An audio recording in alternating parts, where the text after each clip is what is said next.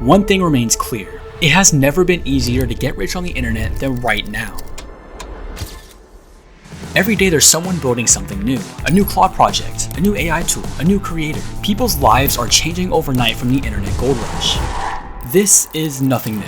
What is new are the problems that come with it. While one barrier of entry to create continues to diminish, a new barrier replaces it. With so many new apps, tools, websites, channels, as easy as it is to create them, it's also just as easy to get buried.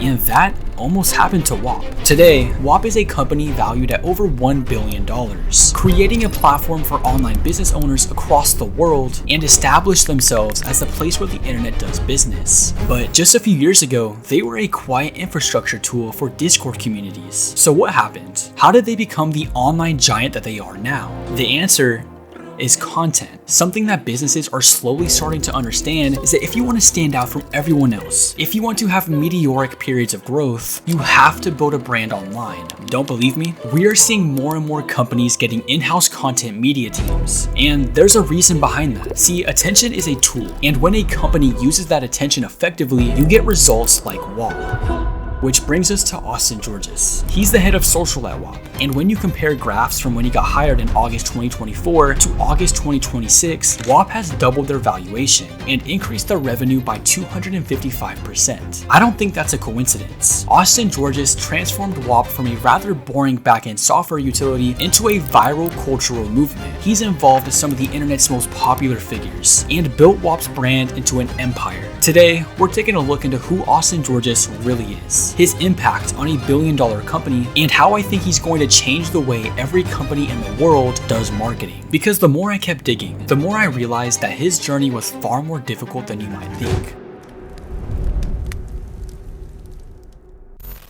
So what even is Whop anyways? Well, it was created by these three guys, Steven Schwartz, Cameron Zub, and Jack Sharkey. To understand how they built a billion-dollar company, you have to go back over a decade before it even had a name. Back in 2013, sneaker reselling wasn't the mainstream industry it is today. It was a chaotic, high-stakes underground side of the internet, and in the middle of it all was 13-year-old Steven Schwartz. While other middle schoolers were doing homework, Steven was flipping limited edition sneakers online. And inside a Facebook group dedicated to teen resellers, he crossed paths with another kid named Cameron Zub. Cameron was looking for a software engineer to build some iOS apps, and it just so happened that Steven was also learning how to program apps during this time. He sent Cam a DM, and a decade-long partnership was born.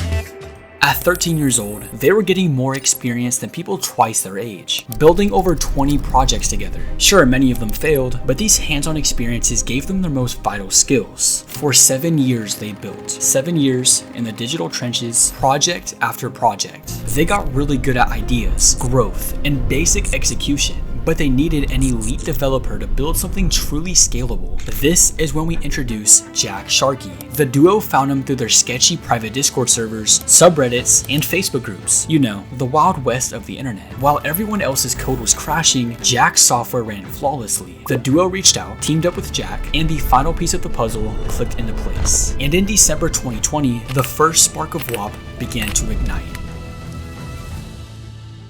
A mutual friend showed the trio a messy, unoptimized forum where people were manually buying and selling Discord memberships and software licenses. The setup was awful, buyers were getting scammed, and sellers had to process payments by hand. But Cam immediately saw potential. What if instead of building basic software projects like we've been doing, we build the entire marketplace infrastructure for digital products? Steven and Jack loved the idea. The trio moved into a cramped apartment in Boston, survived on energy drinks, and pulled non-stop coding sessions. By early 2021, Whop was officially born. So what was the point in telling you all this? Well, what do you get when you have three 20-year-old guys dedicate their life to coding for a year straight? You get a team that knows absolutely nothing about content, and in a world where attention is more valuable than gold, they were missing out on their true potential. They built the future for online business, and yet nobody outside of tech groups knew they existed. But while they dedicated their life to coding, a boy from Toronto was quietly cracking the code to the attention economy that was going to change their company forever.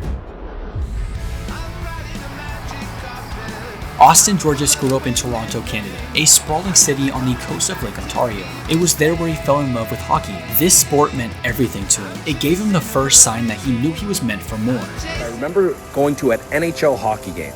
remember seeing an NHL player, pointing at them and saying, "Who is that?" My parents said, "That's Matt Sundin." And you know what I said? I want that to be me. Hockey felt like it was his whole identity, so when it was time to hang up the skates, it felt like losing part of his identity with it. However, working so hard at something for years straight gave him long-term lessons like discipline and perseverance. And as we will see, those skills are going to be more important for Austin than you might think.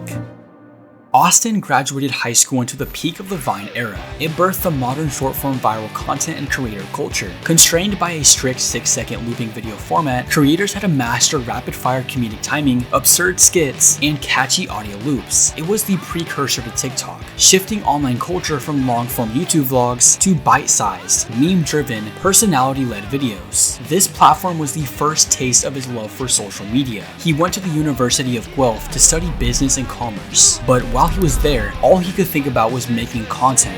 That's when I was sitting in college going to these classes and being so unhappy, so unfulfilled, and just so uninspired. But I also saw the potential. I saw these kids making money, living their dreams. I saw them making content, having fun.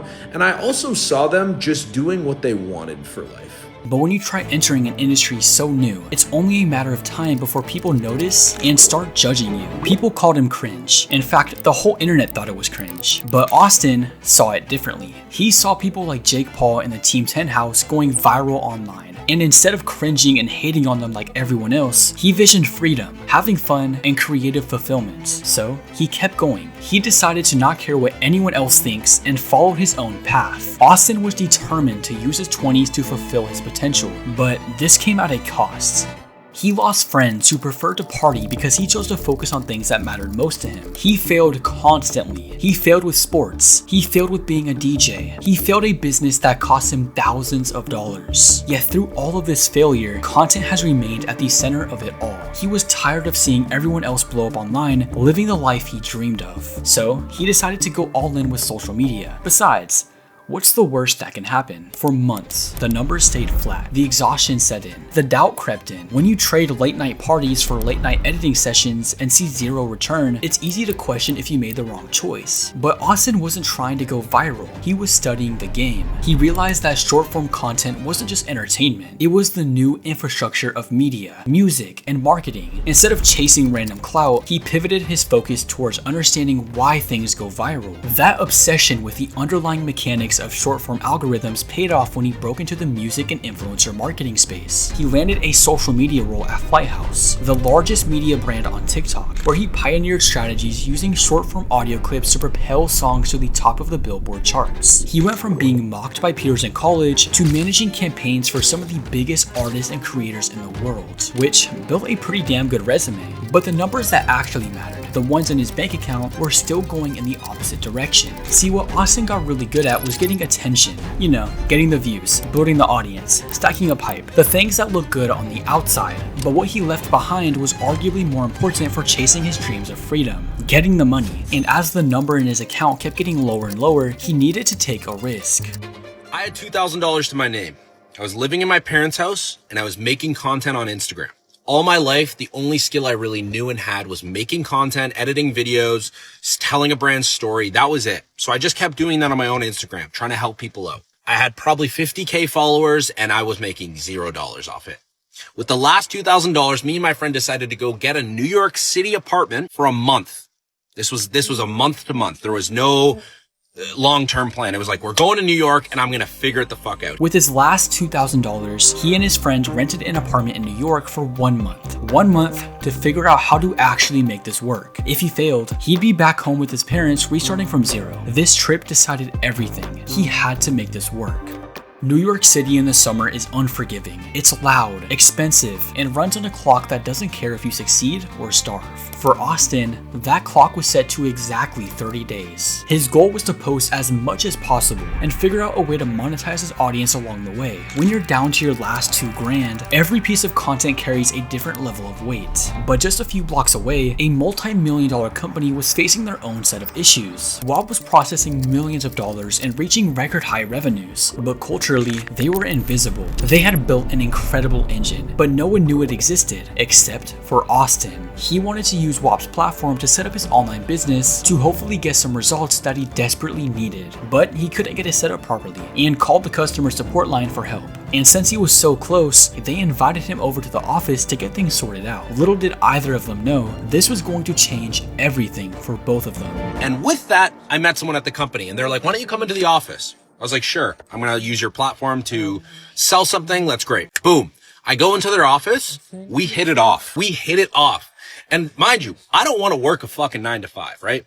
That's not me. I'm an entrepreneur at heart. I work on content. I do all this stuff. That's not me. But I walk into that office and we hit it off, and I see that every fucking person at that company is an entrepreneur. They've all run businesses in the past, and now they're building something bigger. So we hit it off, and they're like, honestly, bro, we have no fucking content here. No one knows how to do social. And I was like, I mean, I know how to do it. And they're like, you want a job? Offered me a job. I have a founder meeting with both founders, and boom. Within 2 weeks, I go back home, pack all my shit, and I'm in New York working, making 6 figures plus in my first year. Austin had done it. He finally got the opportunity he's been working towards for the past 10 years. In an environment surrounded by other entrepreneurs, Austin was proof that luck is just preparation meeting an improbable moment. Because what are the chances that Austin used Whop for his business, had trouble with the platform, lived 3 blocks down from the Whop office, and got connected to the founders who sucked at content after he'd been studying social media for years? The chances are not very high, I'll tell you that. They were a match made in heaven. The company had a good product, and Austin had the skill of online attention. All that was left to do was figure out how to turn a quiet backend utility into an unstoppable media empire.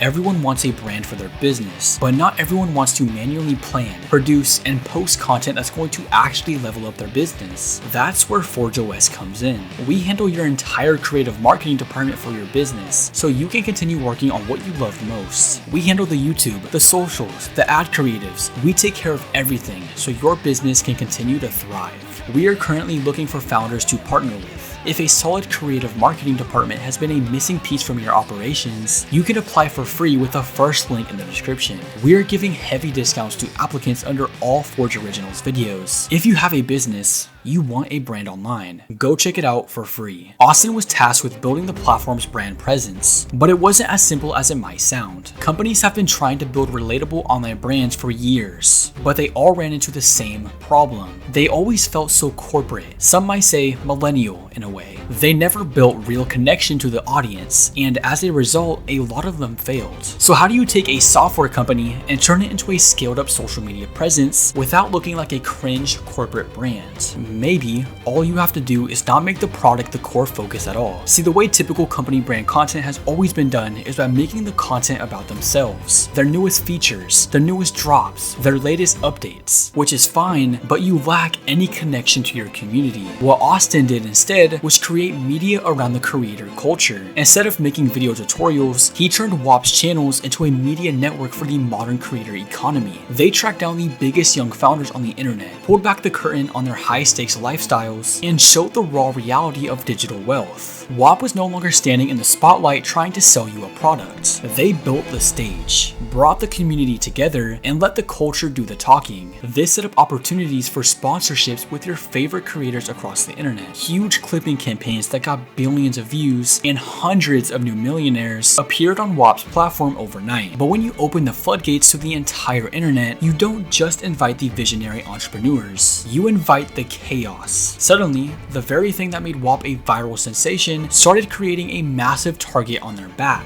Because in the wild west of the digital gold rush, the line between legitimate digital product and predatory cash grab gets razor thin. As Whop's brand exploded, critics and internet sleuths began pointing fingers. People started questioning the platform. Were they enabling a new generation of legitimate business owners, or were they unintentionally building the world's biggest breeding ground for fake gurus and online scammers? And for Austin, this created the ultimate operational nightmare. When you're running building socials for a multi-billion-dollar platform backed by top-tier institutional investors, you can't just throw your hands up and say it's user-generated content. If you censor the platform too heavily, you destroy the raw, authentic creator culture that made Whop famous in the first place. But if you let the chaos run wild, one bad headline or viral scandal could burn down a billion-dollar reputation overnight. Austin was no longer just building a media engine. He was walking a high-stakes tightrope, and walking that line required a complete shift in how Whop operated. Whop began cracking down on bad actors behind the scenes, building stricter verification systems, rolling out buyer protection policies, and aggressively banning bad actors while keeping their public media strategy focused on genuine, high-value creators. They were forced to balance the rapidly growing brand online with the meteoric growth on their platform. It's situations like these where a company either drowns in negativity or comes out better than ever before, and Whop transformed into something completely undeniable. By August 2026, Whop's transformation was complete. What started as a niche Discord tool in a cramped Boston apartment had officially become a global titan. Annual revenue surged 255% to an estimated $142 million. Tether dropped $200 million into the company, locking in a mind-blowing $1.6 billion valuation. Steven, Kim, and Jack had successfully built a digital marketplace for the modern era, but that marketplace only came alive because they backed a media engine that made the internet care. And this is why I believe the future of marketing is going to change forever as a result. Whop's growth signals a new era of content, an era where those that are most connected to the community, to the culture, to a growing audience online wins. And it's those that realize this first that are going to stand out from the crowd. When creating something new is as easy as typing a prompt into Claude, the only thing separating businesses that succeed and those that fail comes down to the brand. If you enjoyed this video, please leave a like and subscribe, and let me know what you would like to see next in the comments below, and I'll see you in the next one.